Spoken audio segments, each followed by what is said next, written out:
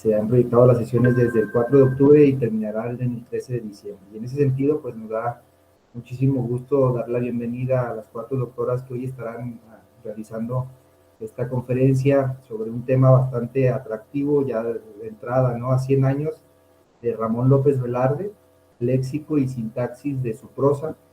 Y en ese sentido, quisiera yo, aunque ya las mencionó la doctora Irma, mencionar nuevamente a las 4 doctoras que estarán hoy realizando su presentación y hacer una breve lectura de su reseña curricular. Y en ese sentido, me permito presentar a la doctora Beatriz Elizabeth Soto Bañuelos, a la doctora Marta Cecilia Costa Cadengo, a la doctora Gabriela Cortés Pérez, a la doctora Diana Noemí Martínez Mireles. La doctora Beatriz Soto, doctora en Ciencias Humanísticas y Educativas en la línea general de investigación de literatura. Las conclusiones de su tesis se publicaron bajo el título Conciencia femenina en la narrativa española de posguerra. Docente investigadora en la Unidad Académica de Letras de la Universidad Autónoma de Zacatecas, pertenece al cuerpo académico Lengua y Literatura. La doctora Marta Acosta, doctora en Ciencias Humanísticas y Educativas, desde 2010 se desempeña en la Unidad Académica de Letras de la Universidad Autónoma de Zacatecas como docente de la licenciatura y posgrado.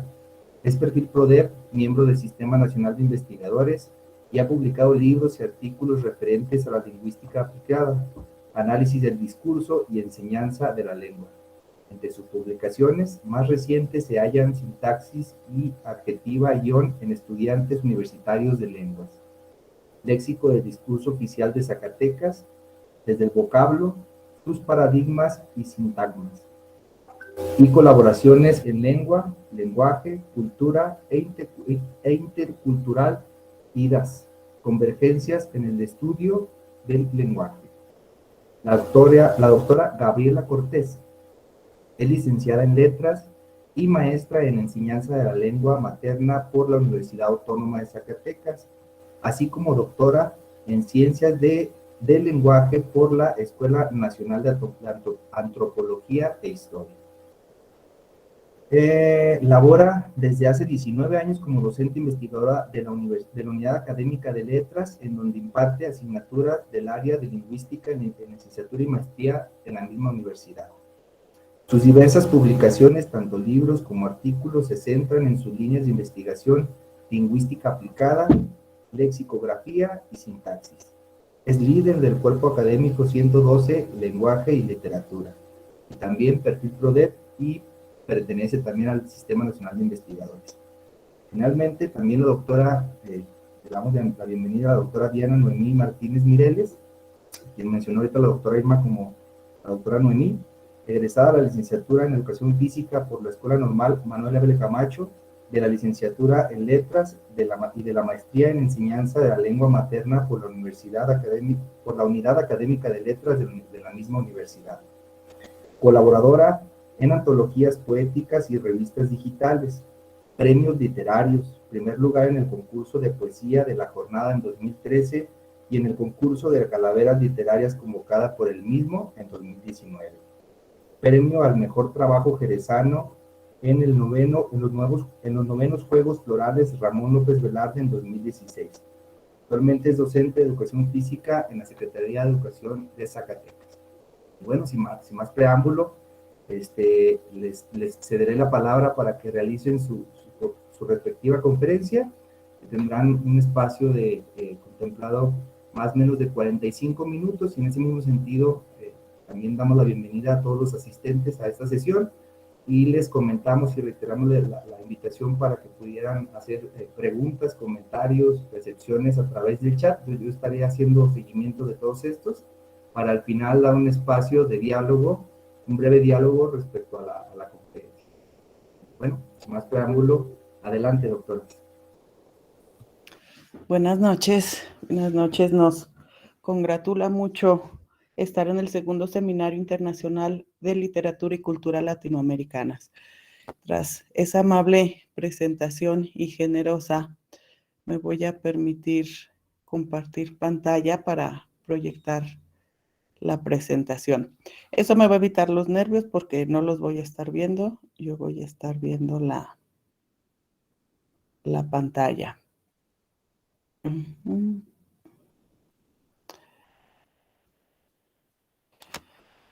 Bien, buenas noches. El título de nuestro trabajo se titula A 100 años de Ramón López Velarde, léxico y sintaxis de su prosa.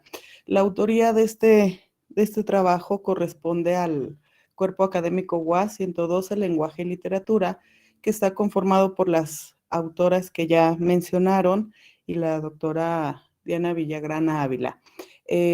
Por esta ocasión a mí me corresponde hacer la presentación, pero es un trabajo elaborado en conjunto y en equipo. Y para nosotros es muy pertinente en diversos sentidos. Primero, porque da respuesta a las inquietudes y las líneas de investigación del cuerpo académico, en el sentido de que nos permite conjuntar esta parte del lenguaje y la literatura. Algunas de las líneas de investigación de las integrantes del cuerpo son de lingüística y otras tantas son de literatura. Es así que este trabajo nos permite esa confluencia que luego es un poco más compleja por las líneas de investigación individuales.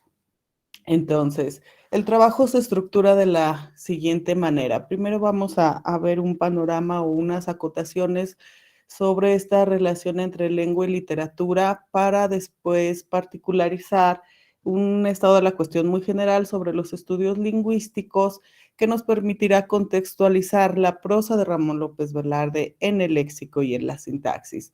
También la pertinencia de este trabajo radica, como lo saben ustedes, en el aniversario luctuoso de Ramón López Velarde y una serie de eventos que se han hecho al respecto. Entonces, es más que pertinente en el contexto actual.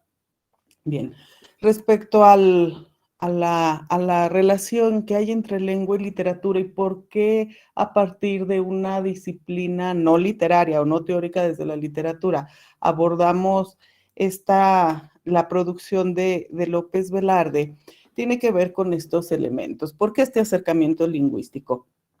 Primero, el autor, como cualquier hablante de una comunidad de habla, es usuario de la lengua, máxime o no importa, pues todos los discursos lingüísticos son susceptibles de ser analizados desde las perspectivas de la lingüística y en este caso su obra literaria que de una vez aclaro se va a centrar solamente en la prosa. Más adelante especificaré en cuál. Y como cualquier usuario de la lengua, insisto, su producción lingüística es susceptible de ser analizada porque da una pauta en tanto que es un hablante de este sistema lingüístico y todos somos susceptibles de ser analizados. No es el propósito del trabajo, pero creo que también este trabajo abona a la lecturabilidad de López Velarde. Esta acotación la hago porque precisamente por el centenario luctuoso del autor y todos los eventos que giraron en torno a ello, ha habido primarias, secundarias, preparatorias que dejan de tarea o que recomiendan o incluso obligan a la lectura del autor. Y esto nos enfrenta a una complejidad discursiva que desde la enseñanza de la lengua y la enseñanza de la literatura podríamos señalar como un tanto inadecuada, dejando de lado los criterios literarios de consumo de la literatura del canon occidental o de la literatura regional, que por supuesto López Velarde lo supera, pero qué tan pertinente es este tipo de lecturas para alumnos de educación básica. Entonces, no son el eje este punto de la lecturabilidad, pero creo que responde de alguna manera a eso. Bien, para adentrarnos en esta parte de los estudios lingüísticos, vamos a partir de que la lengua tiene variedades o para su estudio la estratificamos de diversas maneras. Una de las más recurrentes es ubicarla como lengua culta y lengua coloquial. Por supuesto que dentro de la lengua culta encontraremos las producciones más estandarizadas, con menos variación lingüística, más estables, que corresponden con una producción y decodificación en todos los niveles de la lengua, que hacen posicionar a los hablantes de ella como hablantes cultos. En cambio, la otra estratificación, que serían los polos opuestos, sería respecto a la lengua coloquial, en donde ubicamos mayor variación lingüística en todos los niveles de la lengua y que ubica muchos de sus hablantes en un código restringido. ¿Qué implica esto? Pues que desde la lingüística aplicada, el código restringido permite, no permite, el código restringido sitúa a esos hablantes con un dominio lingüístico menor, que trae o que conlleva muchas más consecuencias que no son el tema que ahora importa. Entonces, por lo pronto nos quedamos que esa lengua es una posible estratificación o diferenciación es a partir de lo que producen y decodifican sus hablantes, básicamente la producción en lengua culta y lengua coloquial.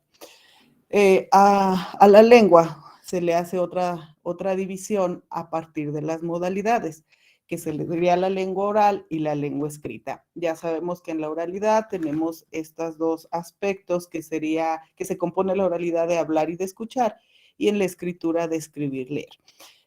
Todo esto nos sirve para contextualizar y empezar a situar esta obra que analizamos. ¿En qué sentido? Si nosotros pensamos a la literatura, tal vez más allá de las teorías que haya como hablantes, como docentes, como estudiosos de la lengua, de la literatura y de la cultura en general, es difícil ubicar a la lengua de manera tajante en alguna de estas modalidades. ¿Por qué? Porque también tenemos esa literatura oral con diversos géneros como la leyenda, algunos consideran a los refranes dentro de ella, y tenemos a la escritura. Lo que sí es que asociamos literatura con la modalidad escrita, que implica estos rubros de escribir y leer. ¿Por qué situar a la literatura en medio de estos dos aspectos? Porque la literatura se vale de la lengua es la que le permite crear esos mundos posibles, esos mundos ficcionales, pero con un empleo particular de la lengua, que inmerso en un contexto estético evidencia también esas estratificaciones lingüísticas de las que se hablaba antes. ¿Qué significa esto? Cuando se hacen análisis lingüísticos sobre obras literarias, regularmente se tiende a pensar en que se va a buscar la literariedad a partir de ello y no. La literatura estudiada por la lengua lo que nos va a hacer es darnos una noción o darnos una parcela de esa comunidad de habla en la que se inserta el autor, de un hablante en específico y si regresamos al esquema anterior, es un paradigma de lo que sería el habla culta. Entraña muchísimas complejidades el discurso literario más allá de lo estético y visto desde la perspectiva lingüística, en el sentido de que la literatura escrita en la lengua nativa que sea, emplean las mismas palabras que empleamos todos cotidianamente, la misma sintaxis, los mismos procedimientos morfológicos. No alcanza todavía hasta donde yo o el equipo ha buscado a ver en qué parte se alcanza esa literariedad, que creo que este trabajo es un buen intento de ello. Entonces, sí hay que hacer esta especificación, que esa literatura, ese discurso complejo, a pesar de que rescata o de que rastrea en su producción esos constituyentes lingüísticos, tiene un dejo de complejidad que le impregna precisamente por el contexto estético y porque además, si pensamos en literatura latinoamericana, por ejemplo, de habla hispana, vemos que hay un reflejo de los sociolectos del habla donde se contextualiza el autor. ¿Qué es esto? Pues si tenemos una literatura argentina, va a estar escrita en el dialecto argentino. Si tenemos una literatura mexicana, va a estar contextualizada, o el autor va a buscar que los personajes tengan una voz que corresponda con la producción lingüística de los hablantes, sea ese hablante, ese personaje, perdón, correspondiente al habla culta o correspondiente al habla popular. Entonces, ya de entrada, trabajar con estos corpus lingüísticos implica tener en cuenta muchos más aspectos que a un simple análisis lingüístico de hablantes no se tiene que hacer. Bien, entonces, en esto de los estudios lingüísticos, o los estudios lingüísticos se basan en la recopilación de corpus para analizarlos. Vamos a entender por corpus una compilación de muestras lingüísticas recolectadas de acuerdo con unos criterios específicos y con el propósito de que sean una muestra representativa de la lengua, como lo expone Pérez. ¿Qué ocurre con esto? Pues que, como decía al inicio, al ser López Velarde un hablante en una sincronía determinada, es un reflejo de la comunidad de habla, porque recordemos que la lengua se adquiere por el contexto, se formaliza en la escuela, se desarrolla más una complejidad lingüística a partir de los estudios, a partir de la interacción, a partir de todos los contextos lingüísticos y extralingüísticos. Y entonces es importante determinar es importante describir cómo es el habla, cómo es la producción literaria en la literatura, porque nos da un reflejo de esa sincronía, de esa comunidad de habla en específico, y no solo de la sincronía, sino también de las variaciones dialectales que hay en ese momento, cuáles se está refiriendo el autor, cuáles se está produciendo en todos los niveles de la lengua. Ahorita regreso a eso. Los corpus lingüísticos pueden, como las modalidades de la lengua, dividirse en dos, los que son o los que se levantan, le decimos en lingüística, los corpus lingüísticos levantados de la oralidad y los que están recopilados a partir de la escritura. En esto, en el estado de la cuestión, si vemos cómo se van conformando estos corpus lingüísticos de cualquier lengua, pueden ser de lenguas nacionales, de lenguas regionales, de variaciones dialectales. En las cuestiones orales se trabaja más con entrevistas y con grabaciones, que puede decírsele al informante que va a ser grabado para un estudio, o no se le dice y solo se graba y hasta el final se le dice que va a ser objeto de estudio. ¿Por qué hago hincapié en esto, aunque no sea el objetivo del trabajo? Porque en estos corpus lingüísticos es cada vez más frecuente, se está abriendo más esto, al menos en la lingüística hispánica, a trabajar con estas muestras orales. Recordemos que desde estas escuelas teóricas del estructuralismo, el formalismo, el generativismo y todas estas que nos acompañan, todas ellas lo que hacían era trabajar con el sistema, con la lengua, pero casi es hasta mediados del siglo pasado, poco después de la mitad del siglo pasado, que se empieza a trabajar con el habla, con la producción real de los hablantes, gracias a el desarrollo de la sociolingüística. Entonces, la oralidad se dejó de lado en muchos de los corpus antiguos, y la única manera de rastrearlos es precisamente por la literatura. Cuando pensamos en, no sé, ahorita no se me viene un autor, tal vez por los nervios, pero si pensamos en un autor de principios o de mediados del siglo antepasado, no tenemos registro de cómo era el habla, sino que la literatura de ese tiempo nos da ejemplos de esta comunidad de habla. En cuanto a la escritura, pues se diversifica muchísimo más porque los corpus lingüísticos regularmente son textuales, y podemos hablar de que se contextualizan en estos rubros, en el periodismo, en las ciencias, en las técnicas, en la literatura y en otros. Si pensamos en esta diapositiva en relación con las diapositivas anteriores, pudiera pensarse que hay una disociación y que solo lo escrito es culto y solo lo oral es coloquial, y por supuesto que no. Desde la lingüística vemos que en la oralidad hay registros formales, como sería una conferencia, una clase, una exposición, y tenemos por supuesto también estos discursos o registros informales, que sería una plática cualquiera en un contexto más informal.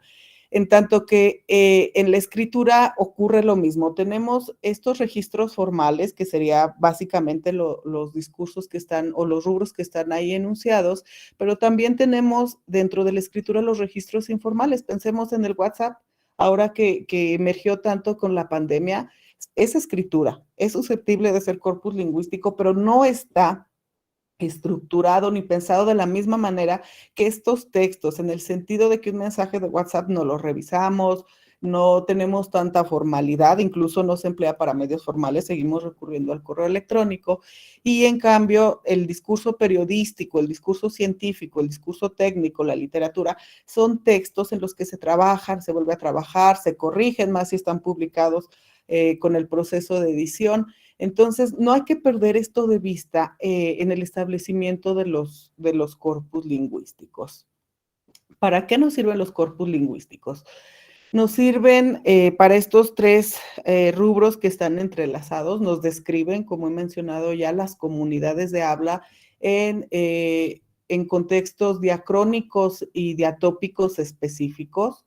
Nos sirven para analizar la lengua, lo que nosotros en el cuerpo académico trabajamos de manera más sólida es que estos corpus lingüísticos nos sirven para analizar cómo enseñar español como lengua materna, si se necesita la reformulación desde las políticas lingüísticas, para saber qué dominan y qué no dominan los estudiantes, pues nos sirve también para esto.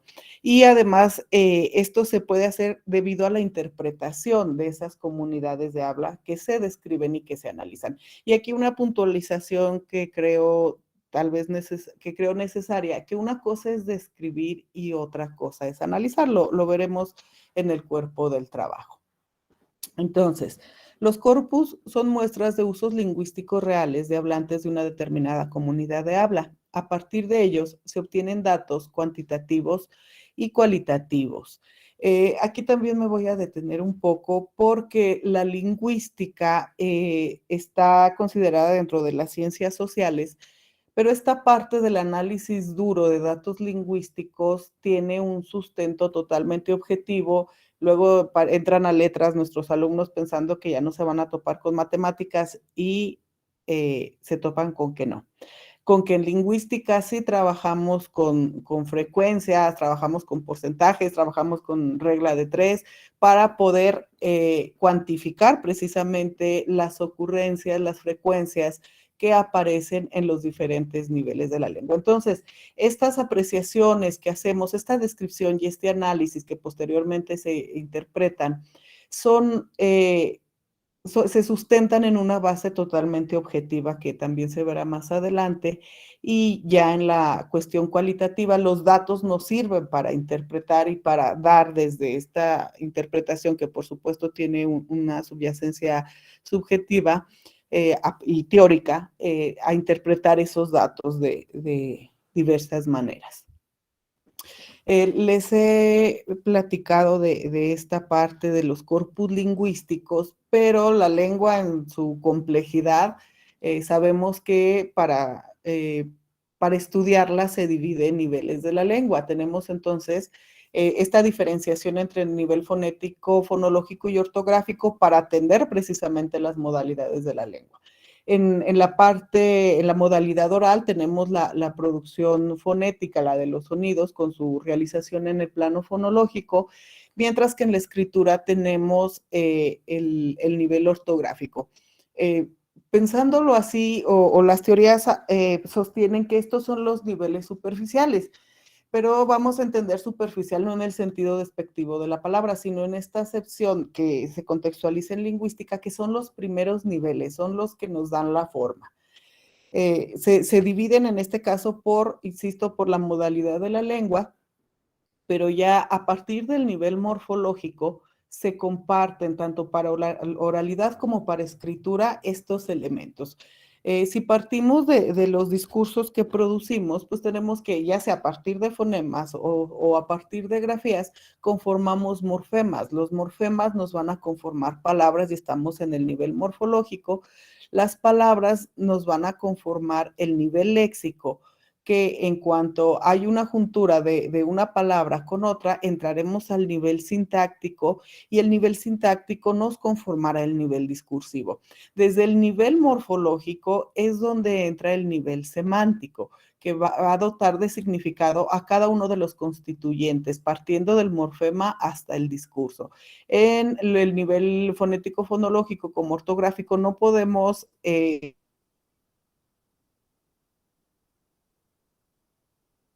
decir, por supuesto, una interjección. Entonces, estos corpus lingüísticos, así sea una grabación de 1 hora, son complejos de analizar en su totalidad.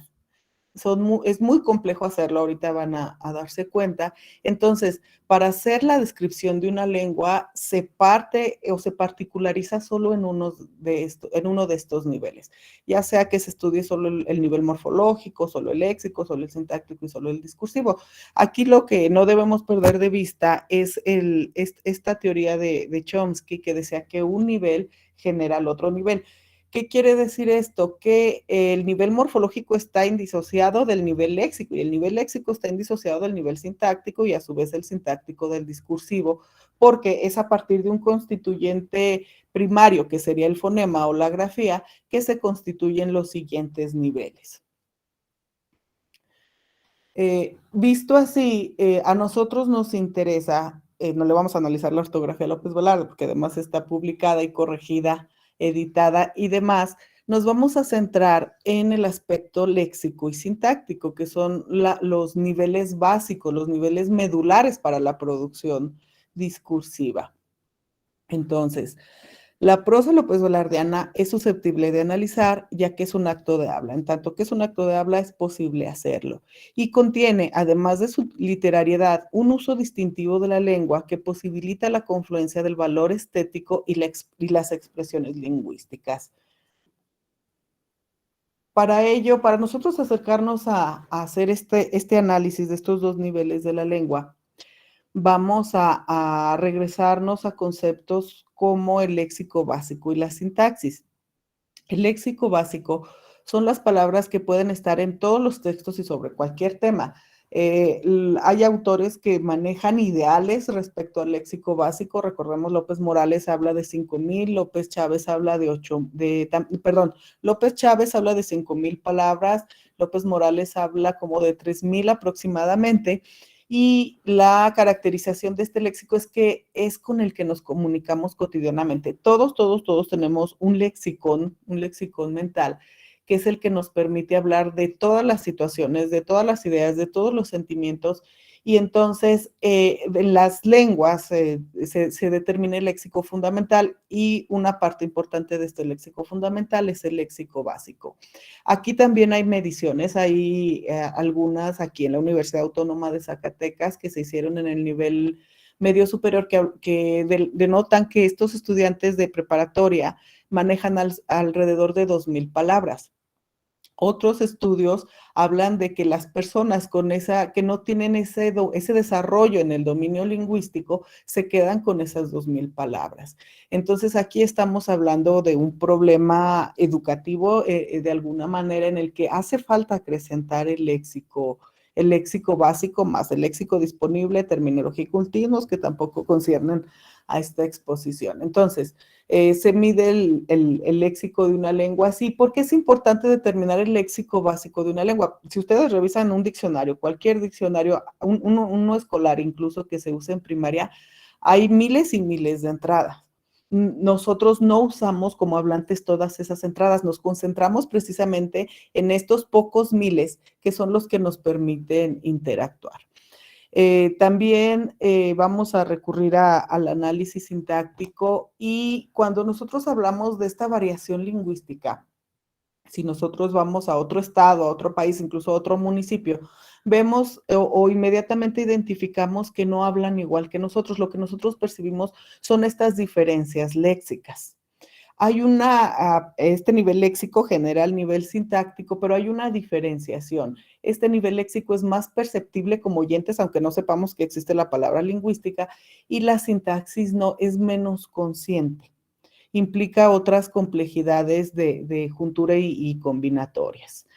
Entonces, dentro de estas caracterizaciones de lengua, a partir del nivel léxico y sintáctico, cuando hacemos estos análisis, cuando hacemos el análisis de los constituyentes, vemos que hay elementos lingüísticos que son argumentos y que son adjuntos. Para quien no lo recuerde, los argumentos son los constituyentes necesarios para que se pueda producir una proposición cualquiera, mientras que los adjuntos no son necesarios, solo son accesorios de alguna manera. Y eso es lo que estamos analizando básicamente de López Velarde. Y aquí está lo que ya les decía. El léxico, como el nivel más evidente del sistema lingüístico, tanto para los teóricos como para los hablantes, es el que indudablemente ha estado en el foco de atención de los analistas, que han dejado de lado la estructuración sintagmática y oracional.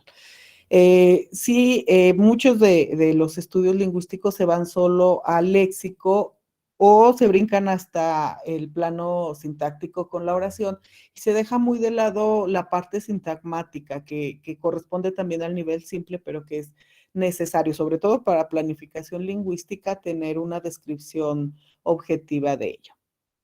Con base en esto, postulamos que el estilo de López Velarde está efectivamente en el manejo del vocabulario, como ya lo han dicho varios autores, pero también en la predicación toda, lo cual se comprueba con el análisis categorial, sintagmático y oracional de su prosa. Entonces, partimos de un análisis mucho más exhaustivo de lo que se ha realizado del autor, en el que se decía que su riqueza estaba en los adjetivos y creemos o no creemos, postulamos a partir de los datos obtenidos que la complejidad no solo atañe a ese nivel simple categorial, sino que se expande a los sintagmas y a las oraciones que emplea el autor. Para esto hicimos un rastreo de los estudios previos y me voy a ir un poquito más rápido porque ya llevo la mitad y todavía no entramos a los datos. Bueno, lo que se dice a grandes rasgos sobre López Velarde y su léxico es que hace un uso distintivo del adjetivo y que ahí radica esa complejidad. Allen Phillips es uno de los autores que ha trabajado esta parte y pero solo se abocó en el nivel léxico, diciendo que en la sintaxis no iba a realizar un estudio exhaustivo porque no lo consideraba necesario y que no iba a dar sorpresas. Esto privó a su investigación de analizar a esos constituyentes sintagmáticos como oracionales de la producción prosística que nos ocupa López Velardeana. Bien, ahora para centrarnos ya más en el análisis que realizamos, el corpus que nosotros rescatamos para hacer el análisis se extrajo de dos obras, de El Minutero, con una publicación que se publicó en 1923, y Condón de Febrero y otras prosas, que fue en 1952. Por ahí está la fecha de publicación y también está la fecha de escritura, porque para los corpus lingüísticos es muy necesario hacer esta distinción cronológica para ver si hay diferencias entre uno y otro corpus. Entonces, a pesar de la fecha de publicación, primero escribió López Velarde Don de Febrero y después El Minutero. De cada uno de estos textos se retomaron de manera aleatoria cuatro prosas. En El Minutero rescatamos La Flor Punitiva, Anatole France, Fresnos y Álamos y Mi Pecado, en tanto que Don Febrero y otras prosas están en el análisis Aves de Paso, Necrópolis, El Secreto y En Soledad. Ahora sí entraremos a lo que es la parte medular del estudio y partiremos primero presentamos el análisis léxico.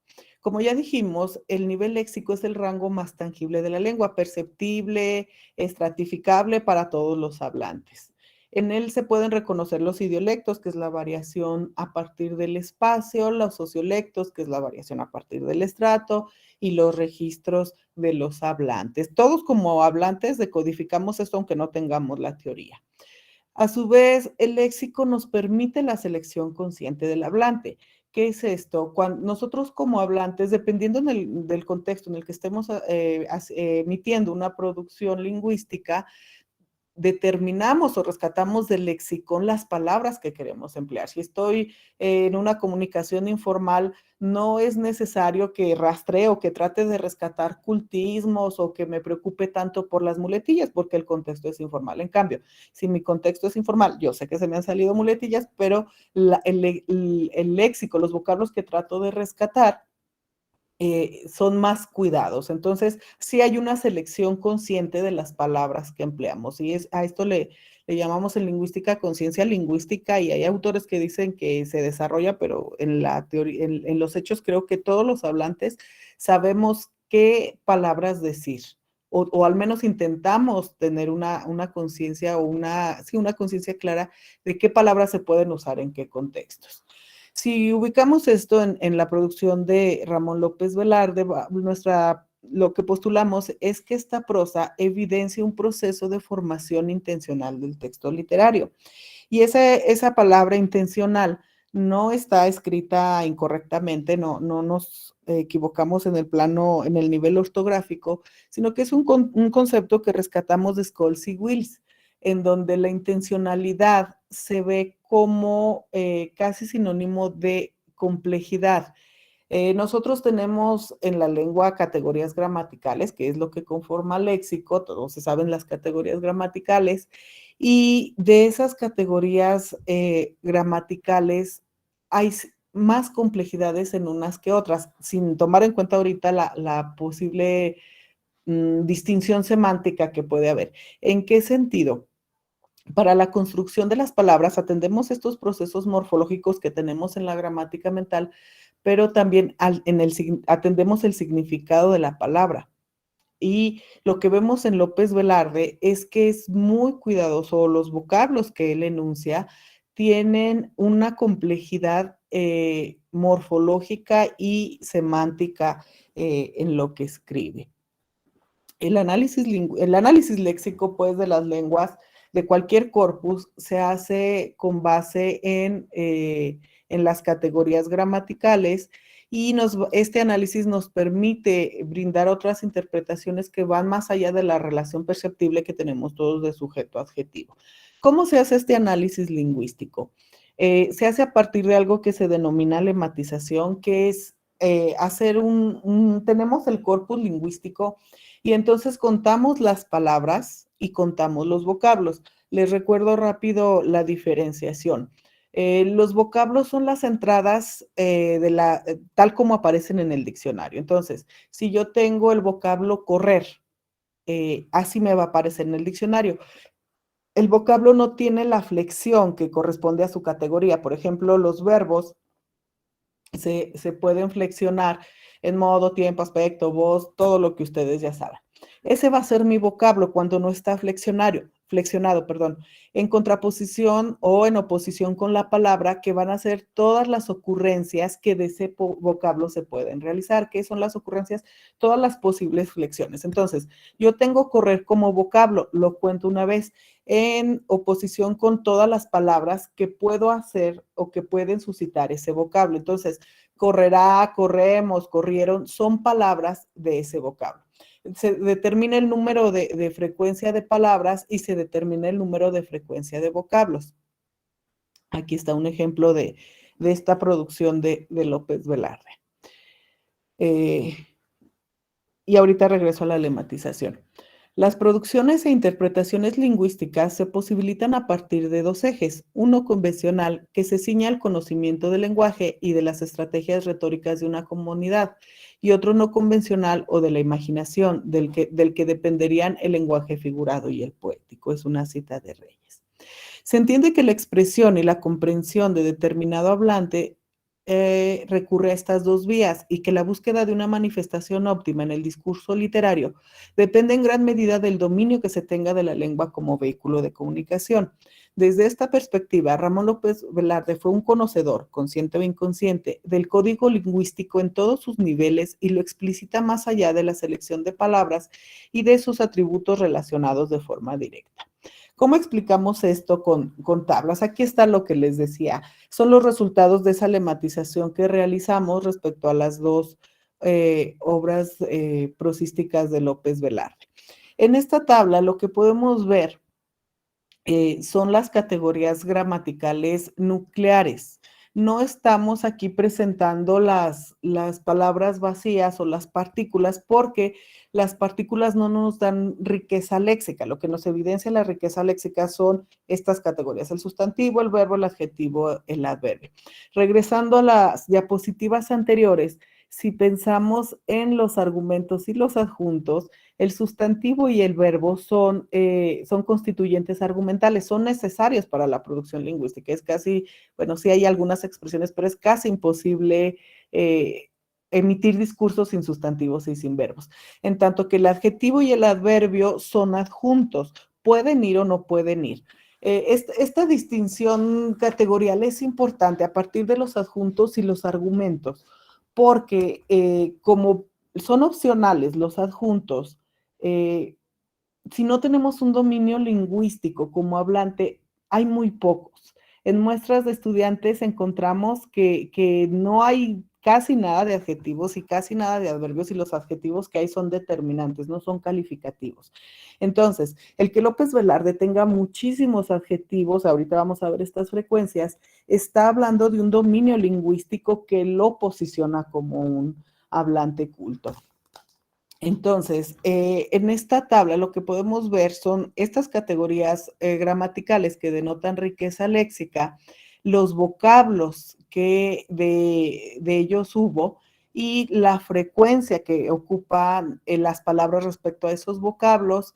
Y la tercera columna siempre se me olvida, que es el valor de la frecuencia de los vocablos frente a la frecuencia. Y por último, en la cuarta columna es la frecuencia del total de los vocablos. Me voy a ceñir solo a esta última columna para ver o para evidenciar lo que estaba diciendo del discurso de López Velarde.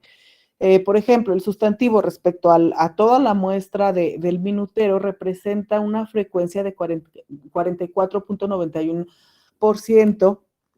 Lo que nos dice es que el autor produce muchísimos sustantivos. Esto no es exclusivo de López Velarde. Todos los hablantes producimos más sustantivos sobre todas las categorías gramaticales. En el español hay un inventario mucho más grande de sustantivos, porque recordemos que el sustantivo aparece en el sujeto, sintagma nominal, como núcleo, como aposición, como dentro del sintagma preposicional y no se restringe solo a su aparición en lo que denominamos sujeto, sino que se va también al predicado, porque el objeto directo, el objeto indirecto, algunos tipos de circunstanciales, el atributo, tienen como constituyente al sustantivo. Entonces, esto es normal, la aparición de tantos sustantivos.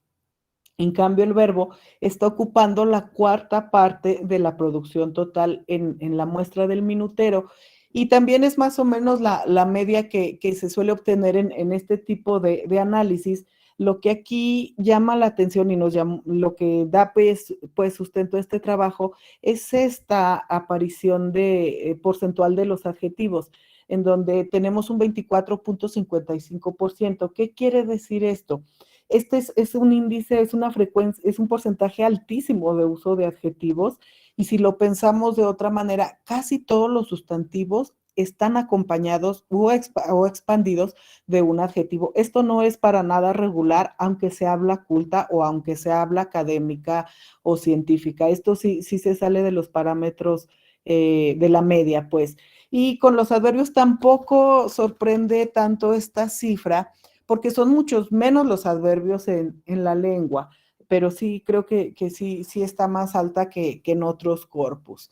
Y en Don de Febrero, si nos fijamos, que es la obra que escribe primero el autor, sí hay una divergencia de cifras, pero sigue manteniéndose esta parte de que los sustantivos son los que predominan frente a una alta incidencia de uso de los adjetivos. Si pensamos en una comparación cronológica, podemos ver cómo en la obra que escribe primero, que es Don de Febrero, emplea menos verbos, quiere decir que está produciendo menos acciones frente a el minutero, en donde ya hay una producción más vasta de verbos, pero que los sustantivos los sustantivos se siguen acompañando de adjetivos. Este análisis cuantitativo de la palabra nos permite hacer estas aseveraciones. Primera, no hay una repetición de palabras que luego sí es característica, sobre todo en estos discursos o en estos corpus lingüísticos de códigos restringidos, donde las palabras se repiten, entonces también los vocablos y no se alcanzan estos porcentajes que veíamos con López Velarde. Dicho de otra manera, por ejemplo, en promedio, en un texto de 100 palabras, habría 50 sustantivos y entre 26 y 27 adjetivos. Incluso dentro de esto, regresando también a lo de los verbos, es bien interesante el uso del verbo de López Velarde, porque si nosotros consultamos diccionarios de frecuencia, sea Yuyan, sea el DEM, sea la RAE, que son los que son los diccionarios de frecuencia más recurrentes, veremos que los verbos copulativos ser y estar, por las posibilidades combinatorias, por los constituyentes que los expanden y porque son verbos auxiliares, tienen una alta incidencia de uso, y en López Velarde no. Entonces, ya este tipo de léxico nos habla de la complejidad en el nivel de vocabulario del autor. Regresamos o vamos a puntualizar más cosas sobre el adjetivo. Decíamos es un adjunto, por lo tanto es un modificador opcional, no exigido, y en el autor más de la mitad de los sustantivos se acompañan por el verbo.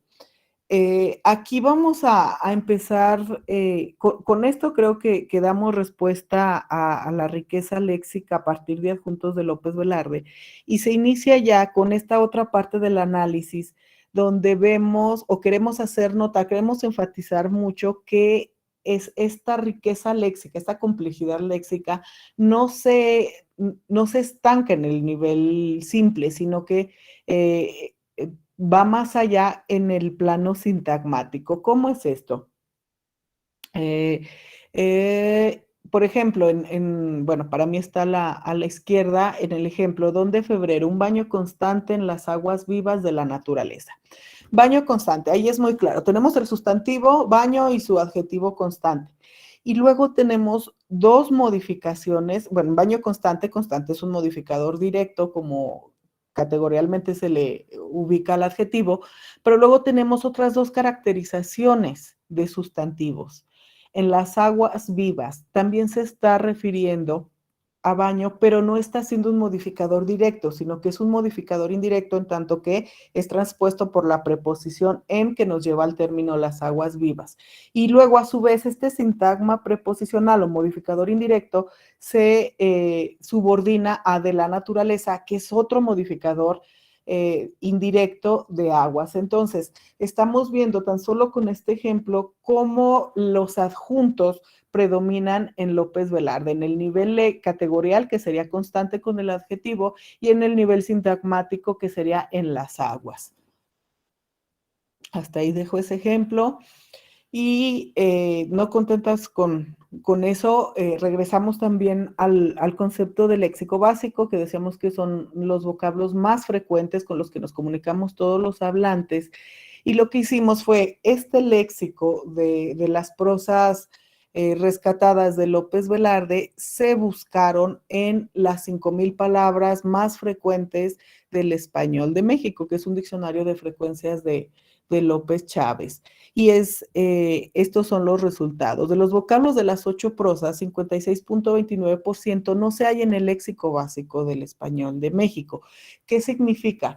Que aquí ya estamos pudiendo hacer inferencias de que ese léxico que emplea López Velarde, poco menos de la mitad, sí es el que todos pudiéramos entender, pero ese 56.29% pertenece posiblemente a vocabulario patrimonial o a cultismos. Lo que si pensamos o regresamos al concepto de lecturabilidad, pues ya está poniendo una barrera entre la obra prosística de Ramón López Velarde y un lector lego. Aunque este porcentaje va a disminuir si se consideran los procesos de derivación o recategorización. ¿Qué es esto? El empleo que hace López Velarde de adjetivos de verbales, que de un verbo lo usa él como adjetivo.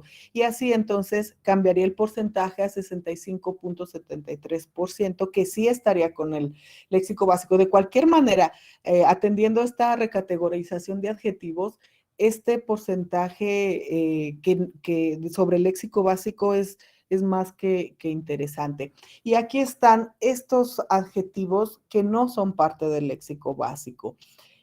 Por ejemplo, nos llamaba la atención varios como errabundo, tumultuario, trigueño, tumulto como adjetivo. Estos son pues los vocablos que no corresponden a ese lenguaje cotidiano que todos producimos y decodificamos.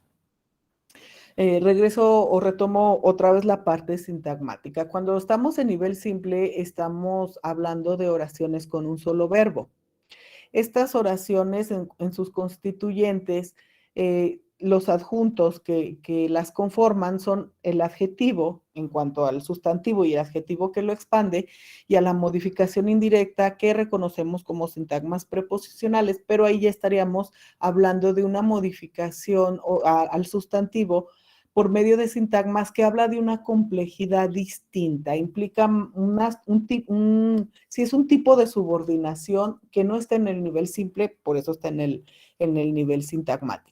¿Y por qué esto es interesante? Por lo que decíamos, ya vimos que López Velarde tiene un uso predominante de adjetivos y no solo es la frecuencia de uso, sino esta construcción morfológica y está atendiendo esta acepción semántica de que no es tan fácil leer a López Velarde o que esos adjetivos son complejos y no se queda ahí como lo he venido diciendo, sino que se va al plano sintagmático. Otra vez tenemos las obras El Minutero y Don de Febrero, en donde podemos ver en la segunda columna cuántas palabras conforman a cada texto y en el caso de los adjetivos, cuántos de estos adjetivos son calificativos y son determinativos. En los corpus de habla de estudiantes, que es lo que nosotros más analizamos, los determinativos son los que predominan y si se fijan aquí es a la inversa. Otro punto para López Velarde y su habla culta. En la columna que sigue adjetivos, tenemos la cuantificación de los sintagmas preposicionales o de estas modificaciones que entran a partir de las preposiciones y su frecuencia de aparición, en donde podemos ver que usaba más sintagmas, un solo sintagma preposicional para un sustantivo en Don de Febrero respecto a El Minutero, aunque la variación es poca, la diferencia solo es de 4. En la siguiente columna lo que podemos ver es que no solo hay un sintagma preposicional, sino que se sigue desdoblando. ¿Y eso qué implica? Otra vez, si regresamos a la lecturabilidad, si nosotros tenemos, no es el ejemplo de López Velarde, pero si tenemos una construcción como la hija de la tía, de la vecina, de la esquina, estamos desdoblando ideas. Y eso implica una complejidad para la decodificación. Entonces, López Velarde tiene una recurrencia al respecto más que significativa. Y por último ya tenemos el total de los sintagmas preposicionales. Esta me la voy a saltar porque ya llevo los 44 minutos de la exposición. Voy a entrar ahora a lo que concierne a la sintaxis en la prosa de Ramón López Velarde. Así como conceptualizábamos el léxico, lo haremos con la sintaxis. Decíamos del léxico que todos los hablantes tenemos esa conciencia lingüística que nos permite percibir al otro hablante, al otro que produce todos los mensajes a partir del léxico que emplea. La opinión favorable o desfavorable tiene que ver mucho con ese léxico empleado y quien produce mensajes, quien emplea o rescata de su léxico los que considera pertinentes, porque hay una conciencia lingüística más que como hablantes nos permite hacer eso. Eso lo diferencia de la sintaxis porque la sintaxis es un nivel de la lengua no pusimos menos perceptible en el sentido de que si no hay estudios más puntualizados o análisis, se le va a uno como hablante. Lo que sí es que podemos decir que quien está hablando no se le entiende. Regularmente es por el plano sintáctico, no por el plano léxico. Porque cuando nosotros producimos discurso, no hacemos una selección consciente de qué cláusulas, de qué oraciones vamos a emplear. Ya lo que producimos es lo que traemos en la gramática mental. Para hacer estos estudios sobre la sintaxis en corpus lingüísticos, se recurre al concepto de índice de madurez sintáctica, que lo que hace es darnos cuenta de cómo se expande una oración. Si tenemos una oración compuesta, ya estamos en el nivel compuesto, ya dejamos el nivel simple atrás. Si tenemos una oración compuesta con 4 verbos, necesariamente siempre o casi siempre hay un verbo regente que corresponde a una idea y esa idea se va a ir expandiendo con oraciones coordinadas o subordinadas. Entonces, lo que hace el índice de madurez sintáctica es darnos promedios de qué tanto se está expandiendo esa idea regente. Entonces, el análisis sintáctico indaga sobre las relaciones oracionales que el hablante, en este caso el autor, emplea para expandir las ideas que conforman el discurso. Esto es, cómo a partir de una idea verbo regente se expande con constituyentes oracionales el sentido, que aquí podría entrar ya esta parte de la función estética. Ya dije que la medición cuantitativa se establece con el índice de madurez sintáctica y aquí en el ejemplo lo que hice fue poner el texto y en la parte de abajo está el análisis. Como les decía, siempre hay una oración regente, que es la oración principal, y las subordinadas. Ahorita voy a regresar a este ejemplo después de leer esta diapositiva. El índice de madurez sintáctica de López Velarde de las 8 prosas es de 3.6. ¿Qué significa? Que en promedio a una oración principal la expande 3.6, le atribuye 3.6 oraciones. Los totales de la muestra de esas 8 prosas son los siguientes. Encontramos 111 oraciones principales que se expandieron a partir de 297 coordinadas y subordinadas, de las cuales 50 son coordinadas y 247 son subordinadas. Regresamos a la complejidad y a la categorización de López Velarde como hablante culto. En los corpus, a partir de la edad de los hablantes de una lengua, en las hablas infantiles hay un predominio de las coordinadas, porque recuerden que son las más representativas son las copulativas, se unen por i, entonces son oraciones simples que se van adhiriendo una a la otra, con nexos conjuntivos. Y conforme el desarrollo del niño, del hablante en la escuela, en los contextos diversos en los que interactúa, la formalización de la lengua en la escuela se va desarrollando en el hablante el dominio en las subordinadas. Cuando nosotros estudiamos hablantes con registros del habla coloquial, vemos que pareciera que esta coordinación pervive hasta los adultos con un registro bajo, pertenecientes a un sociolecto bajo. Entonces, ya de entrada, aquí podemos ver que el alto número de subordinaciones nos hablan de una caracterización del discurso sintáctico de López Velarde como complejo. En esta última puntualización es donde me interesa regresar a la diapositiva anterior. ¿Por qué? Les decía, el discurso de los niños se construye de una oración principal que se expande mediante una coordinación que si la separamos pueden ser oraciones simples. La subordinación no, la subordinación, como lo dice su nombre, hay una dependencia de esa proposición respecto a la oración principal y en ocasiones se necesitan mutuamente o a veces solo la subordinada necesita la oración principal. Y nos habla en el plano semántico de una concatenación de ideas. Esa concatenación de ideas tiene que tener un sentido y conformar la idea en párrafos, como en este caso. Lo que quiero que veamos aquí es cómo de esta oración principal con este arte hemos logrado, se subordina una cláusula subordinada sustantiva de objeto directo, de la que se subordina una circunstancia al final, de la que se subordina otra de objeto directo. Entonces, ya estamos hablando de una concatenación de ideas que se va a 3 niveles de subordinación. Y eso no es toda la complejidad, sino que esa primera final tiene una coordinada que está siendo interrumpida por otra final que a su vez tiene una temporal adentro. Entonces, estamos hablando de varios niveles de subordinación que además tienen incrustadas coordinadas y subordinadas que hacen compleja esta producción lingüística. ¿Cómo logra López Velarde esto? Todos los hablantes lo hacemos, unos con mayor o menor dominio, pero todos los hablantes lo hacemos. Esto llega hasta un séptimo nivel de subordinación, lo cual no es muy regular, y lo logra a partir de los transpositores, que son los enlaces y los verboides, y a partir de una relación anafórica que permite que el texto se construya con un sentido que dota la idea de significado.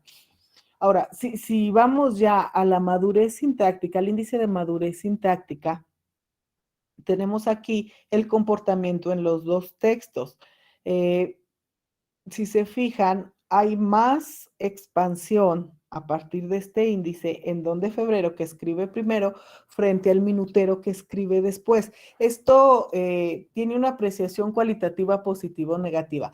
Eso se tendría que particularizar en cada caso. No siempre son las mismas interpretaciones. ¿En qué sentido? Hay ciertas tendencias que se mantienen.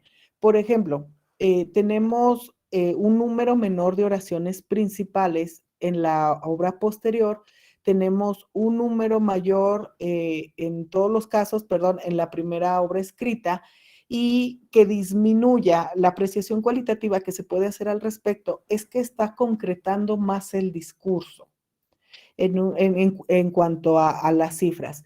Y también en cuanto a la valoración cuantitativa, pervive que de las oraciones principales hay más subordinadas que coordinadas. Entonces, lo que hizo fue afinar, o lo que postulamos es que afinó, sin perder la esencia de que emplea muchísimas más subordinadas que coordinadas. Fíjense cómo en Aves de Paso tiene un índice de madurez sintáctica de 5.4 frente al texto que alcanzó más expansión en Fresnos y Álamos con 4.4. Para nosotros son significativos ese punto porcentual, es significativo por lo que les decía de la concreción del discurso.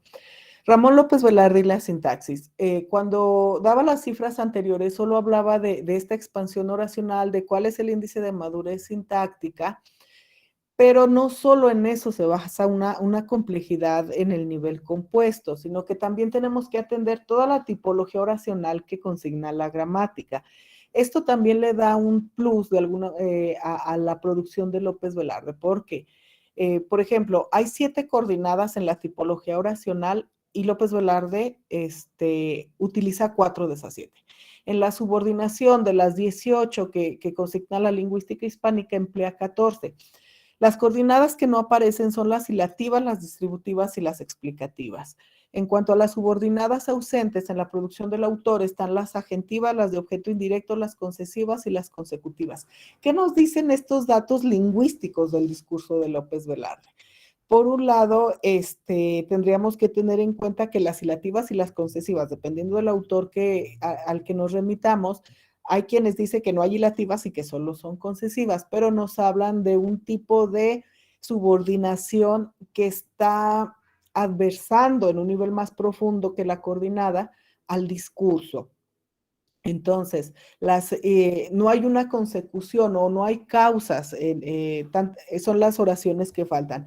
En cuanto a las distributivas y explicativas, las explicativas la teoría tiene poco que las insertó, y en las distributivas es también muy predecible que no hayan estado porque no emplea casi coordinadas. En cuanto a las ausencias que hay en las subordinadas, las agentivas y las de objeto indirecto son las que menos aparecen en todos los discursos. Bueno, las agentivas luego suelen aparecer en discurso académico, pero no se crean tampoco que es algo que se presente mucho. Y en cuanto a las objetivas indirectas, si regresamos a lo que veíamos de los adjuntos, cuando nosotros tenemos un verbo transitivo que nos exige al argumento, que es el objeto directo, el objeto indirecto es un adjunto, porque el verbo transitivo me dice qué se hace y el objeto indirecto me dice a quién se hace. López Velarde aquí sí le falló porque no alcanzó a producir, pero recordemos que la sintaxis no es consciente, sino que es ya lo que tengamos desarrollado en la gramática mental. Respecto a las que tienen poca aparición, son las predicativas o atributivas, que solo aparecieron 2 en las 8 prosas, 2 de verbo de régimen prepositivo y solo una locativa. Adelante, regreso a esto. En la tabla 5 tenemos los tipos de subordinación por texto. Solo las subordinadas, porque ya dijimos que son las que nos interesan y denotan complejidades distintas. Si nos vamos otra vez a la producción, vemos que las que menos aparecen son las sustantivas y estas son argumentales. Recuerden que son también llamadas completivas, son las que menos aparecen. Dentro de las sustantivas hay 2 que marcan complejidad, que son 3, perdón. Las adnominales, verbo de régimen prepositivo, porque implican o necesitan una preposición. Y López Velarde sí tuvo varias adnominales, pero pocas de verbo de régimen prepositivo. Y las agentivas, ¿por qué las agentivas son difíciles o es difícil que aparezcan en cualquier corpus? Porque están en voz pasiva. No hay un empleo ya en el español actual de una voz pasiva en nivel simple, pues mucho menos lo va a haber en el nivel compuesto. Y en cuanto a esta categorización por la primera distinción de las subordinadas, podemos ver, o lo que nos interesa, al margen de que las sustantivas no tienen alta frecuencia, es que las que más aparecen son las adjetivas. Y cómo entonces este discurso López Velardeano inicia con una complejidad léxica que radica en el adjetivo, continúa en el plano sintagmático con estos modificadores indirectos que siguen incidiendo sobre el sustantivo, y aquí se mantiene esta presencia de adjuntos ya en el nivel compuesto. Entonces, también tendríamos que precisar que las adverbiales son también adjuntos y son las que tienen alta incidencia también en cuanto a la frecuencia de uso del autor. En cuanto a estos adjuntos de nivel compuesto que estarían representadas por las cláusulas subordinadas adjetivas o de relativo y las cláusulas subordinadas adverbiales circunstanciales modales, ya especificando, vamos a tener que en el primer caso hay aparición de estas cláusulas sinope como antecedente. Esto es poco frecuente y lo entendemos desde la producción de un discurso de habla culta. Si nosotros encontramos esto en habla coloquial, lo que tenemos son expresiones que no se entienden o ideas inconclusas que necesitan explicitarse más. Aquí un ejemplo de fresnos y álamos. Las bocas de frágil apariencia y cruel designio, las rodillas que se estrechan en una premeditación estratégica, los pies que se cruzan y que torturan. Hasta ahí dejo la lectura y fíjense cómo, como las adjetivas inciden sobre un sustantivo, ahí está el sustantivo, rodillas, y su subordinada adjetiva sería que se estrechan en una premeditación estratégica, pero no tenemos un verbo regente. Las adjetivas no lo necesitan para construirse, pero en el discurso sí lo necesitamos para entenderlo. Entonces, esta es otra de las complejidades del discurso de López Velarde, y también aquí nos llamaba la atención el uso de relativos. Hay un inventario pues de transpositores, de nexos para introducir estas cláusulas, y en este tipo de cláusulas tiene una frecuencia más alta el uso del cual y de cuyo frente a otros corpus, pero ya tales comparaciones así minuciosas y con precisión se nos escaparon porque ya era muchísimo lo que estábamos haciendo. Otra de las subordinadas que son adjuntas, dijimos, son las adverbiales, y dentro de las adverbiales, las que más se presentaron fueron las modales. Y esto tiene que ver también con esta aparición de adjuntos, y lo característico es que la mayoría de las modales que produjo el autor en estas prosas estaban en gerundio, no estaban transpuestas por nexo, sino que entraban directamente con gerundio. Entonces, seguimos con esta aseveración de el alto uso alta frecuencia de adjuntos que presenta López Velarde en estas 3 constituyentes de la lengua.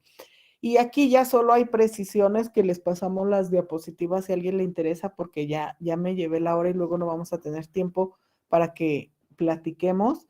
y están las diferenciaciones de las adjetivas, cuáles tienen más frecuencia de aparición, de las adverbiales, solo me detengo un poco en esta. Por supuesto que aparecen más estas circunstanciales que recuerden que nos dan las coordenadas de espacio, tiempo y lugar frente a pocas causativas o menos de la mitad de causativas. No nos da causas, nos da circunstancias López Velarde en su prosa y nos da poca noción de cantidad en cuanto a comparación y consecución. Esto nada más para ejemplificar esto que les decía de las subordinaciones más finas en cuanto a tipología. Y si se fijan, lo que nos da López Velarde en el plano sintáctico son nociones de tiempo y de modo, no ubica, o no lo ubica al menos en el plano sintáctico.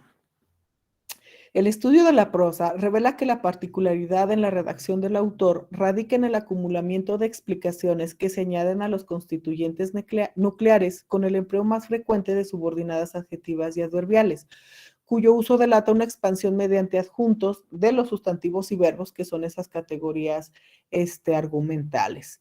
La complejidad lingüística que caracteriza al nivel léxico permea también a la sintaxis con el mismo tipo de constituyentes, pero de nivel compuesto.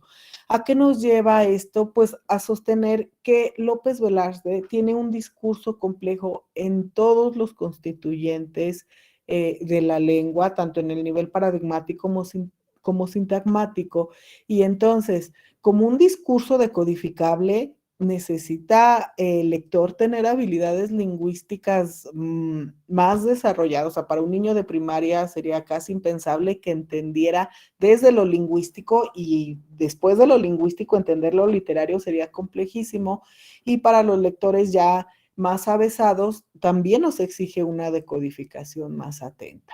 Esto no está en el sentido negativo, sino que es en el sentido positivo, porque recuerden que lo que postulamos nosotros es que López Velarde tiene un habla culta, y estamos por medio de este análisis diciendo por qué tiene un habla culta y cómo lo podemos hacer un representante de esa comunidad de habla en una sincronía dada al respecto. Entonces, ya me voy a las conclusiones y partimos de que el nuestro es un estudio basado en la objetividad que permite el análisis de los corpus lingüísticos. Muchos de los trabajos que pudieran servir de antecedentes los desechamos porque eran más cuestiones subjetivas o de impresiones, pero no con datos como estos que presentamos a partir de frecuencias. Yo puedo tener la idea como lector de que usa muchos adjetivos, pero mientras yo no lo constate en mediciones, es una apreciación subjetiva. Entonces nosotros quisimos argumentar estos elementos. En la obra de López Velarde, pues podemos decir que se corrobora una riqueza lexical poco usual a partir del empleo de las categorías lexicales. Y el manejo de los verbos resulta representativo por las frecuencias mínimas de los verbos copulativos que ya habíamos dicho que tienen alta incidencia y con él no. Respecto al uso de sustantivos, se reafirma que la expansión de estos mediante el adjetivo es predominante en la prosa López Velardiana, siendo que más de la mitad de los nombres se modifica por un adjetivo. Pocos autores, incluso de literatura, logran esto. En el minutero, esta correspondencia se incrementa con un porcentaje mínimo. Sin embargo, prueba una transformación en el proceso de escritura que, de alguna u otra manera, se genera en el autor por un contexto en el que la redacción parece convertirse en un hábito.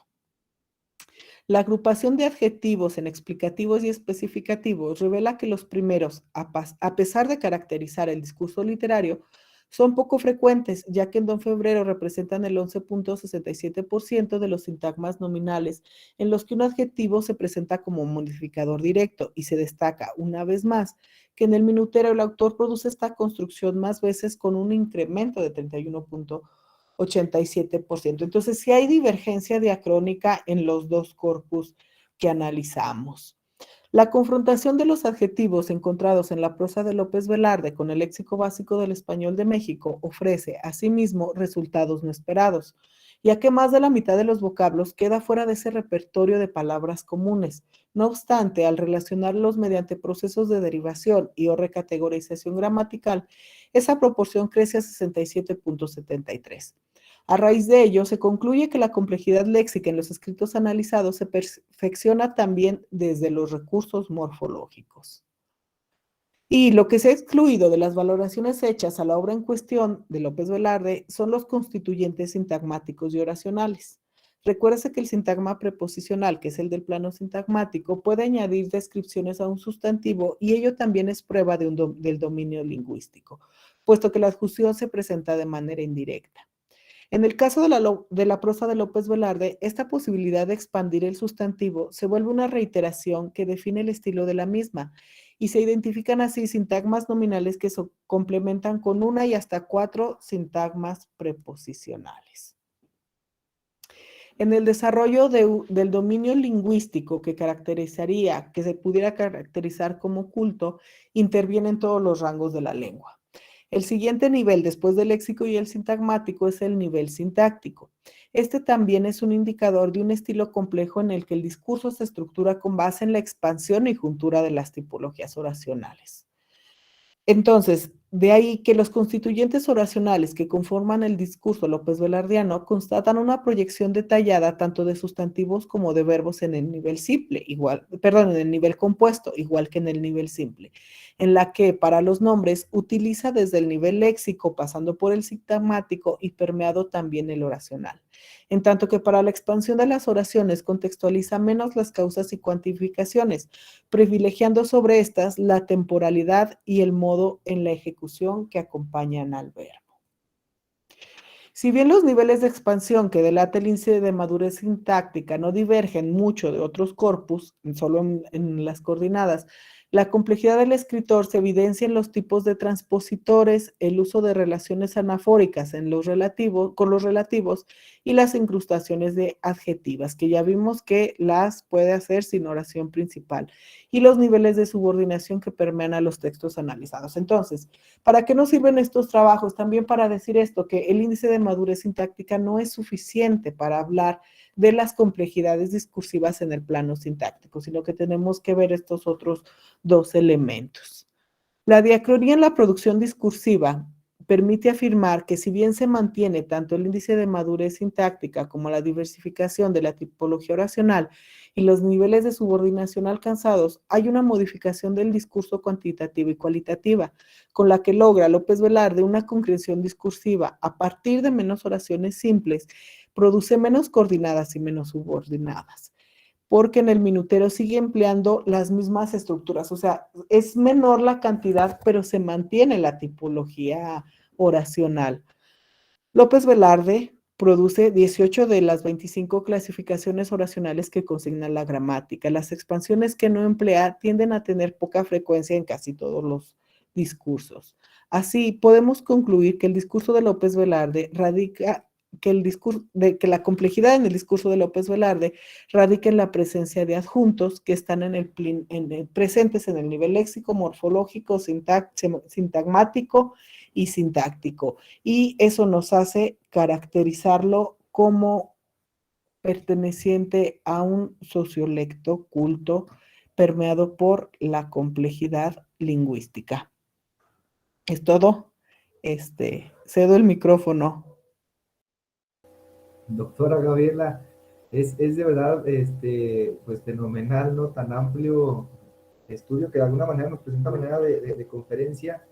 Reiteramos el agradecimiento porque hay un detalle cualitativo y cuantitativo de todo este análisis que se hace sobre el léxico y la sintaxis de la prosa de Ramón López Velarde, muy atractivo y que da para muchas reflexiones. Seguramente ahorita habrá algunas participaciones y en ese sentido pues cedo el micrófono a quien esté interesado en hacer algún comentario, reflexión, pregunta, y en lo que por ahí se van levantando las manos, la doctora Irma por ahí está dejando algunos mensajes con respecto a la asistencia, y me va a permitir, doctora Gabriela, obviamente en compañía de las tres doctoras también participantes de la elaboración de este trabajo tan amplio y tan detallado, la participación del doctor David Castañeda, que comenta lo siguiente. Dice: buenas noches, de antemano quiero felicitar a la doctora Gabriela Cortés. Tengo una pregunta. Se sabe que López Velarde colocaba adjetivos que daban giros inusitados al sentido de los versos desde su perspectiva, ¿dónde radica la genialidad del poeta? ¿En su léxico? ¿En la combinatoria sintáctica? Muchas gracias. Esa es una primera pregunta y va otra pregunta también del doctor David. Comenta, ¿el léxico López Velardiano dan cuenta de la creación de una realidad particular o esa realidad particular es la que determina el léxico López Velardiano? Bueno, pues, adelante, doctor. No sé si alguna de mis compañeras quiera participar. Tú, dile ya, sí, creo que falta algo, yo te apoyo. Yo siento el apoyo. Sí. Lo que sostenemos con este trabajo es que el discurso de López Velarde no puede caracterizarse solo como complejo en el nivel léxico. Permea todos los niveles. Y no podemos nosotros entrar todavía a esta parte de la literariedad, pero desde el plano lingüístico, las apreciaciones que rastreamos nos parecieron subjetivas, decimos, no, no está solo en el léxico, está en lo léxico, está en lo morfológico, está en lo sintagmático y está en lo sintáctico. Y todo eso conforma el discurso. Entonces, está todo permeado de complejidad, de riqueza léxica, de riqueza sintagmática, de madurez sintáctica. Y respecto a la segunda pregunta, el léxico siempre es una manera de demostrar la visión de mundo del hablante. Entonces, entre más, nosotros decimos en las clases, entre más léxico tenga un estudiante, tenga un hablante, más posibilidades de decodificar el mundo y la realidad tiene, y más posibilidades de entender ese mundo. Entonces, lo que López Velarde nos demuestra con este análisis es que tenía muchas herramientas para interpretar la realidad y para poder transmitir esa realidad, esa visión de mundo, ese imaginario, esa ficción.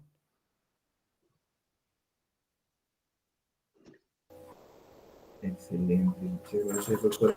Sí, creo que, bueno, Adelante, me adelante, atrevo doctora. a tomar la palabra. En alguna de las pláticas que teníamos mientras hacíamos el trabajo, pues hablábamos precisamente de esta selección consciente del léxico y nos preguntábamos, bueno, ¿dónde está la literariedad del autor? Y pues más allá de esa selección consciente, en esa gramática mental a la que ya hacía referencia la doctora Gaby, y cómo en él sí estas realidades pues tenían diferentes formas o estas formas inusitadas de manifestarse, de tal manera que al final pues veíamos o más o menos lo platicábamos así, las pulsiones son las mismas, las realidades son las mismas, como hablantes o como integrantes de una comunidad, pues nos presentamos o nos enfrentamos a las mismas realidades, pero las maneras o las formas de decirlas son distintas. Y este autor, pues, ya lo dice la doctora Gaby, sí tenía estas herramientas para nombrar estas realidades de diferentes formas y hacerlas así evidentes a sus lectores. Bien, pues continúo por aquí con la participación de la doctora Irma Villasana Mercado. Voy a estar retomando los comentarios y las preguntas que están en el chat, pero si alguien de los que están ahorita presentes gusta tomar la palabra, le pediría por favor que pudiera levantar la mano y con gusto le cedo el micrófono. En ese mismo sentido, comenta la doctora Irma Villasana, buenas noches, felicito de forma amplia a las investigadoras por el claro, riguroso y detallado trabajo presentado, en que se evidencian las aportaciones de los estudios lingüísticos a los literarios, al evidenciar la propuesta estética propia de un o una creadora a través de la frecuencia de aparición de recursos léxicos y sintácticos. Y plantea una pregunta. ¿Qué relación podría existir entre el léxico y el índice de madurez sintáctica con las tradiciones literarias en que su obra se inscribió?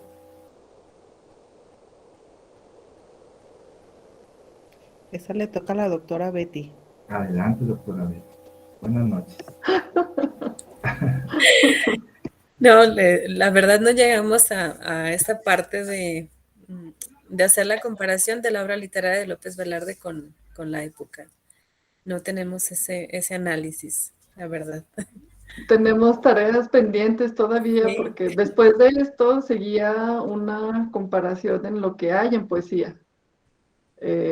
Pensando en los resultados que ya hemos obtenido en prosa, pensábamos en lo que, o lanzábamos hipótesis sobre lo que encontraríamos en poesía, porque al hacer todo esto, pues nos dimos cuenta, nos hemos dado cuenta de que en realidad el hablar solo de la adjetivación en la obra de López Velarde, pues es como un favor muy pequeño que le hacen a la obra. O sea, hay mucho más allá del adjetivo, pero es lo que todos vieron o la mayoría ha visto, ¿no? Entonces vamos como por pasos, tenemos una tarea pendiente con la poesía y otra tarea pendiente que yo espero que algún tesista se anime, porque luego no nos alcanza la vida, sería hacer esta comparación con otros escritores y hay ahí antecedentes, ¿no? Tenemos el doctor Alejandro García tiene ya un acercamiento entre escritores de diferentes épocas, pero eso pues solo sería, o sea, un antecedente y hace falta hacer ya algo más particular, ¿no? En lo que nosotras estamos haciendo. Bien, pues no solo van haciendo caminos, sino que van dejando propuestas para que otros hagan caminos, ¿verdad? Sí, espero. Lo Comenta esperamos. Marco Antonio Contreras Cortés, dice Jorge Luis Borges, en el cuento El Al, parodea a un escritor que intentó describir el planeta haciendo gala de un depravado principio de ostentación verbal, donde antes escribió a su lado, ahora abundaba en azulino, azulenco y hasta azulino. Y plantea dos preguntas. Una, el amplio vocabulario y el empleo generoso de adjetivos en una obra puede orientar al lector a experimentar el hecho estético.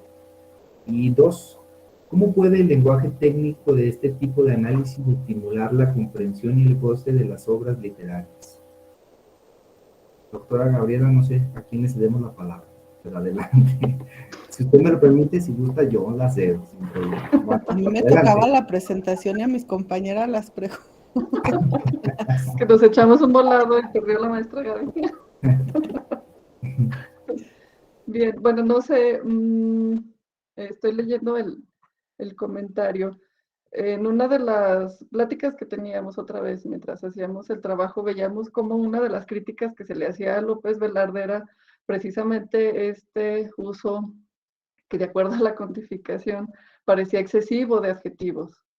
Entonces hay esa otra postura del papel del adjetivo no solo en la literatura, sino en otro tipo de textos, y qué tanto su uso puede llegar a ese abuso, ¿no? O a ese como intento rebuscado de buscar la literariedad.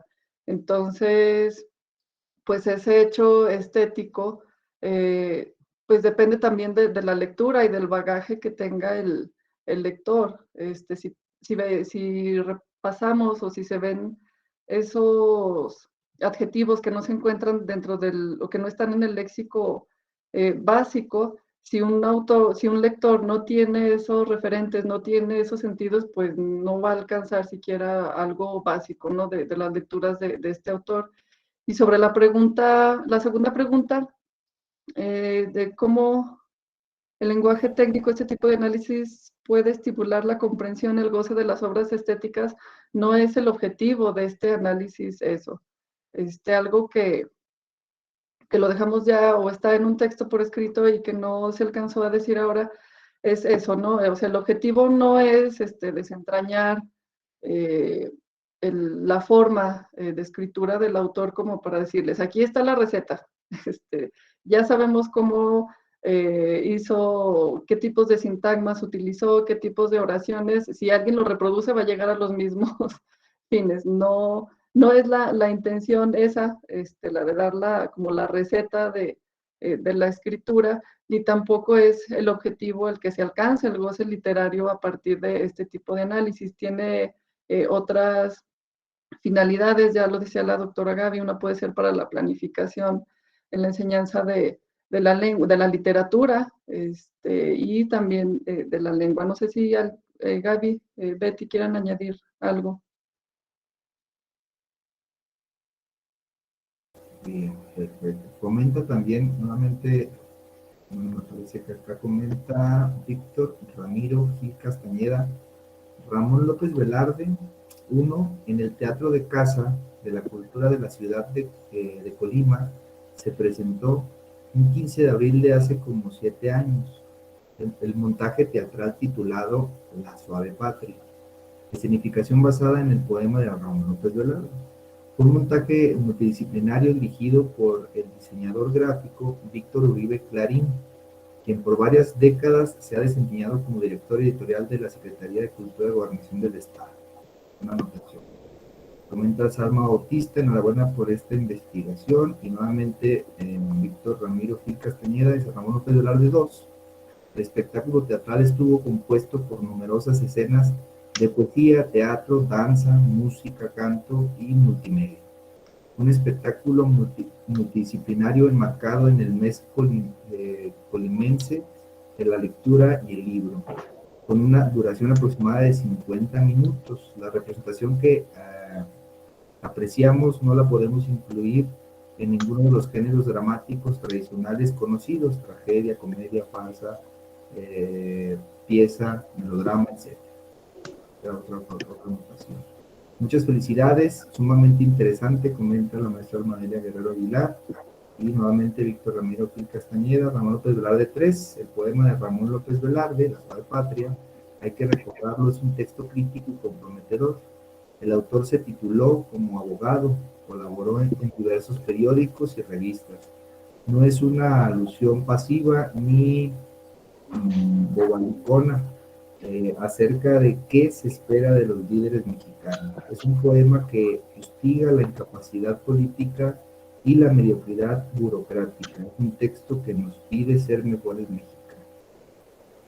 Ramón López Velarde IV, el mismo autor, es un texto que nos pide ser mejores mexicanos, nos compromete a salvaguardar los bienes del país y distribuirlos ejecutivamente. Como niño, Dios te escrituró un establo y los veneros del petróleo del diablo, dice. ¿Hay algo de teatro en la obra general del autor? Pregunta. Bueno, esa es la pregunta también de aquí. Y David Castañeda, muchas gracias por sus respuestas. Héctor Contreras Sandoval, muchas felicidades, es siempre un gusto escuchar y aprender de estudios como estos. ¿Se ha pensado en hacer este tipo de análisis con otros escritores y comparar los resultados?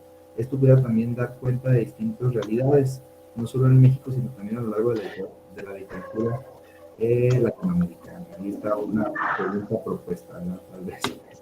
Y la doctora Irma Villasana Mercado, muchas gracias. Indudablemente la investigación que ya han realizado es vasta y abre múltiples posibilidades para otros estudios.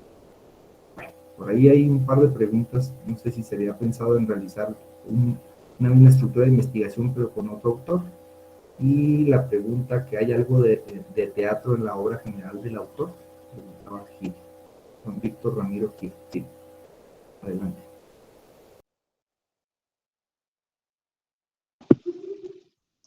Sobre la comparación con otros escritores o hacer más, les decía, estamos esperando tesistas, porque no nos alcanza, ojalá que alguien se anime.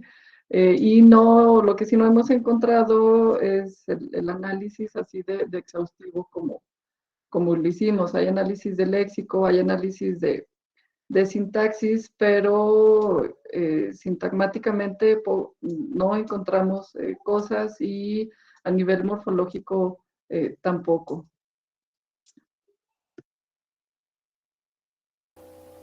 Sí, si están interesados en eso, hay tesis en la licenciatura en letras, pero como dice la doctora Ceci, solo se van a un nivel de la lengua, porque sí es un trabajo muy, muy exhaustivo y se necesita luego de un dominio teórico implica el análisis, pues, pero sustentado en un dominio teórico. En por eso tuvimos que estar las 4 y contra marchas forzadas mucho tiempo para sacar solo estos datos.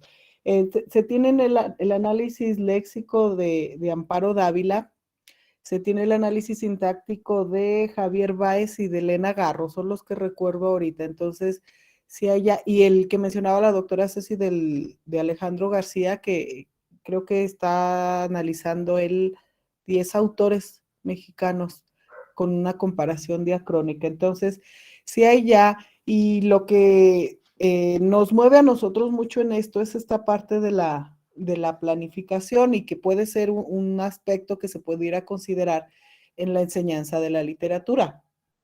Pero respecto a esto de la enseñanza de la lengua, como ciertas estructuras sintácticas, si el autor tiene una madurez sintáctica y una complejidad en la estructuración oracional, puede ser un obstáculo para la lectura. Y también en el léxico, como lo decía Ceci, también como, repito lo que decía ella, en lo que está carente de estado de la cuestión aquí en Zacatecas al menos, es el análisis del plano sintagmático. Entonces, si hablamos de una complejidad discursiva de la literatura como representante de habla culta, sí sigue faltando todavía mucho que hacer, pero ahí están las posibles tesis. Saludos a David, gracias David, y a Héctor, a Rosario, a los alumnos que nos acompañan, y por supuesto a todos los que nos escucharon. Excelente. Sí, gracias. Comenta la doctora Gabriela que un trabajo de mucho tiempo para sacar solo estos datos, pues son bastantes los datos, no me dio para hacer tantas anotaciones, ahí está, echamos la grabación. Y no acabó. No acabó, es bastante, es muy vasto los datos que presentaron, y que se estaban presentando de manera muy rápida, por cierto, ¿verdad? Que aún así se come el tiempo. Bueno, no sé si hay alguna otra participación de alguno de los asistentes, algún comentario, alguna pregunta. Y de no ser así, si me lo permiten, y en representación, a solicitud de la doctora Amy, en representación de la maestra Nancy Villalobos Durán, directora de nuestra institución, el Centro de Actualización del Magisterio, quisiéramos hacer la entrega simbólica de las constancias de esta participación, y me voy a permitir por aquí compartir la pantalla para poder de alguna manera hacer que se visualice el diseño de esta constancia. No sé si se ve. Creo que sí, ¿verdad? Sí, perfecto. Sí. Bueno, entonces voy a hacer la entrega simbólica de esta constancia, que a la letra dice: Universidad de Colima, Facultad de Letras y Comunicación, Cuerpo Académico 49, Rescate del Patrimonio Cultural y Literario, Centro de Actualización del Magisterio Zacatecas, Cuerpo Académico 1, Educación Histórica, Educación Lingüística y Desarrollo Profesional, Cuerpo Académico 5, Estudios Históricos, Literados y de Procesos Educativos, Universidad Autónoma de Zacatecas, Francisco García Salinas, Unidad Académica de Docencia Superior, Cuerpo Académico 180, Historia y Crítica de la Relación entre la Literatura de la Nueva España, Universidad Nacional de Colombia, Facultad de Ciencias Humanas, otorgan la presente constancia a la doctora Gabriela Cortés Pérez, también a la doctora Beatriz Elizabeth Soto Bañuelo, a la doctora Marta Cecilia Costa Cadengo, y a la doctora Diana Noemí Martínez Mireles por su participación como conferencistas magistrales, en este caso en plural, en el segundo Seminario Internacional de Literatura y Cultura Latinoamericanas, con el trabajo titulado A 100 años de Ramón López Velarde, léxico y sintaxis de su prosa, con un valor curricular de 40 horas, Colima, 26 de octubre del 2021, firma en representación de las instituciones organizadoras la maestra Nancy Villalobos Durán, directora del Centro de Actualización del Magisterio Zacatecas. Un aplauso a la distancia y nuestro reconocimiento por esta excelente presentación de manera conferencia. Ha sido una noche en un espacio de 1 hora y 40 minutos muy productiva, muy llena de información, y pues ahí se estará seguramente compartiendo la videograbación de esta sesión. Y no sé, doctora Irma, si hubiese algún otro agregado. Nada más agradecer nuevamente a las investigadoras por habernos abierto un espacio para acompañarnos el día de hoy en el seminario. y extenderles la invitación a los asistentes para la siguiente sesión en que tendremos la participación de la doctora. Si quieres, lo menciono. Adelante, doctora Gloria. Sí, los esperamos el próximo lunes con la participación de la doctora Alicia Ramírez de la Universidad de la Benemérita Universidad Autónoma de Puebla. Ella impartirá la conferencia Severa Aróstegui, una mirada femenina en la literatura del siglo XIX. Los esperamos. Y pues aprovechando, si me lo permiten, también hay otra segunda sesión para el 15 de noviembre, que será la sexta, y estará en coordinación de la doctora Adriana Pacheco con un tema titulado Literatura de lo inusual y lo insólito, 3 escritoras del panorama latinoamericano actual: Cecilia Euda de México, Giovanna Rivero y Ariana Harwitz.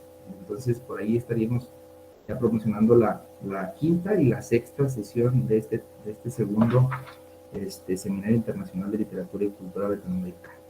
Se está llevando en este periodo de tiempo del 4 de octubre al 13 de diciembre. Bueno, pues sin más, ha sido un gusto poderles saludar y poder coincidir en este espacio virtual, y estaremos en contacto. Agradecerles nuevamente a las doctoras su participación el día de hoy, y les saludamos a la distancia. Pues un abrazo y que pasen muy buenas noches. Ahí está la liga de registro en el chat, por si gustan también hacer su correspondiente registro.